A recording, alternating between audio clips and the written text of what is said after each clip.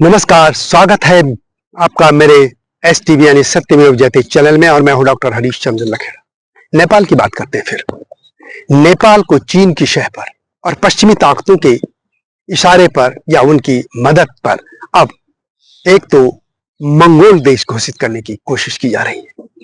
वहां पर जो भी हिंदू लोग हैं या ये कह सकते हैं कि पहाड़ में जो खासतौर पर ब्राह्मण हैं, क्षत्रिय हैं, जिनको वहां क्षेत्रीय कहते हैं या दूसरे, उन लोगों को शरणार्थी कहा जा रहा है।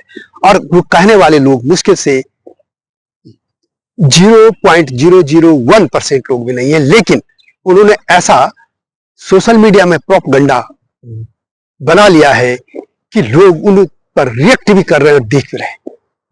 आखिर कौन लोग हैं ये? और भारत के सीमांत क्षेत्रों पे भी यही खतरा है, इसी पर मैं बात करूंगा। आप जानते हैं कि नेपाल एक हिंदू राष्ट्र रहा है और राजशाही खत्म होने के बाद उसे लोकतांत्रिक धर्मनिरपेक्ष राज्य घोषित कर दिया गया, यानी वहां भी सेकुलरिज्म का कीड़ा आ गया।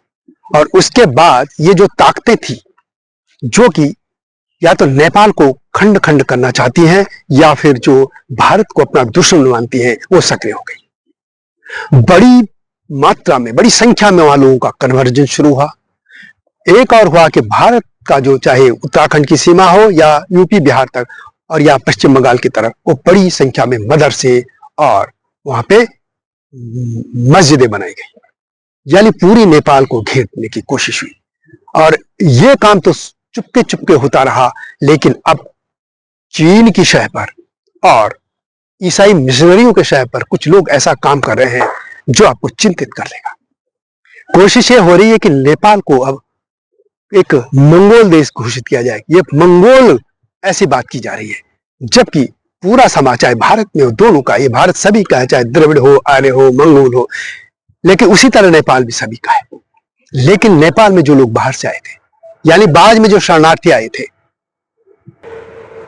वे खुद भारत के लोगों को या जो भारत से गए लोग थे, ये भी कह सकते, चाहे मधेशी है उसमें या जो लोग और थे, उनको वे बाहर से आए बता रहे। जबकि हम नेपाल के इतिहास को देखें तो पश्चिमी तरफ से वहां पे खस लोग हैं, मैदानों की तरफ मधेसी लोग हैं जो कि भारत और उनकी संस्कृति से जुड़े लोग हैं, और भी, और वैसे तो पूरा नेपाल भारत से ही है, लेकिन उनके रोटी बेटी के संबंध चाहे इधर पश्चिमी नेपाल में हो या तराई में होते हो। इसके अलावा पूरब की तरफ वहां लिम्बयान देश था, जो किरात कहते थे। किरात भी भारत में एक बड़ा समाज रहा है। और इसके अलावा तिब्बत की तरफ से भी लोग आए थे। इन सभी को मिलाकर नेपाल का एक जो संस्कृति बनती है। और इसमें धर्म की हम बात करें तो हिंदू करीब 80-90% तक रहे हैं, और कुछ 8-9% उसमें बौद्ध भी रहे हैं, और कुछ उसके अलावा किरात भी हैं, बहुत से लोग उसमें आ जाते हैं। लेकिन जैसे ही वहां पे सेकुलरिज्म का कीड़ा आया तो हिंदू बोलने का अपने को लोग उन्होंने एक अपमान जैसे मानने लग गए। और फिर वहां शुरू हुआ खेल कि सब एक साजिश के तहत कहा जाने लग गया कि सभी तो बौद्ध थे पहले। और ये बौद्ध नहीं कह रहे हैं, यदि आप नेवार सभ्यता को देखें तो नेवार में बौद्ध भी है, हिंदू भी है, सभी में। बॉर्डर की तरफ आप देखें, भारत में वही है। उनके सब उसी घर में विष्णु भी पूजे जाते हैं, भगवान विष्णु, वही बुद्ध भी पूजे जाते हैं। लेकिन अब वहां पे तिब्बत की तरफ से आए लोग जो कि कट्टरता में इतने खतरनाक बौद्ध हैं कि जो हिंदुओं को देखना पसंद नहीं करते, और वही इस तरीके सोशल मीडिया में आप नेपाल के लोगों से बात करें तो साफ कहते हैं कि इसके पीछे एक तो चीन तो है ही, इसके अलावा ईसाई मिशनरियां भी हैं। और ये सब नौ बौद्धों को, या वहां के जो बौद्ध या जो हम कहते तिब्बती बौद्धों को, या चीन के जो वहां पूरे वहां पे जासूस घुस गए हैं, वो सब मिलके अब हिंदुओं को भी कह रहे हैं कि तुम बाहर से आए हो। जबकि यदि हम प्राचीन इतिहास को मैंने बात करें तो पश्चिम की तरफ से वहां खस सभ्यता पहुंची थी, और पूरब की तरफ से ये जो किरात और दूसरे लोग आए थे, और एक कुछ तिब्बत की तरफ से आए थे। और ये बाद में आए किरात और खस, वहां की प्राचीन सभ्यता हम कह सकते हैं।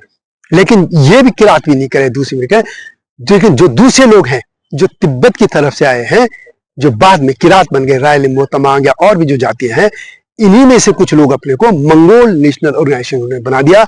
और वे अब चाहे ईसाई मिशनरियों की शह पर हो या चीन की दलाल की तरह काम कर रहे हैं, और वो टारगेट।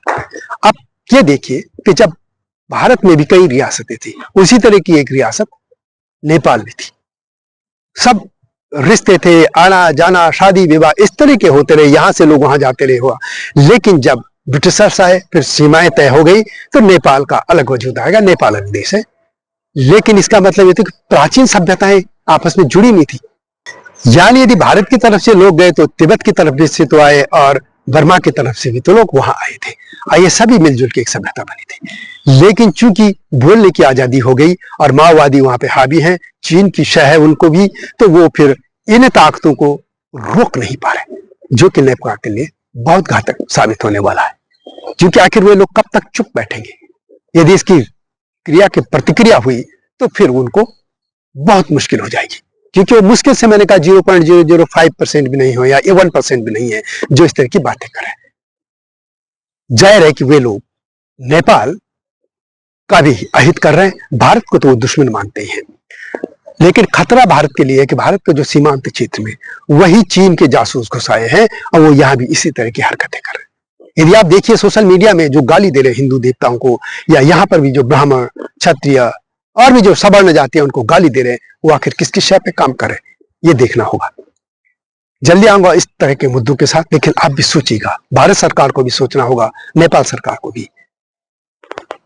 नई समस्या जो भी है नेपाल में हो रही या भारत के सीमांत क्षेत्र में, उसको लेकर आपके सामने आऊंगा। वीडियो को शेयर करना ना भूलना। आऊंगा जल्दी, तब तक नमस्कार। हिमालय पे पेड़ हो तो गीत गाएंगी नदियाँ, गीत गाएंगी नदियाँ। पेड़ों पे चिड़िया है तो गीत गाएंगी नदियाँ, पेड़ों पे चिड़िया है तो गीत गाएंगी नदियाँ। माँ की लोरी जैसे होते हैं नदियों के गीत।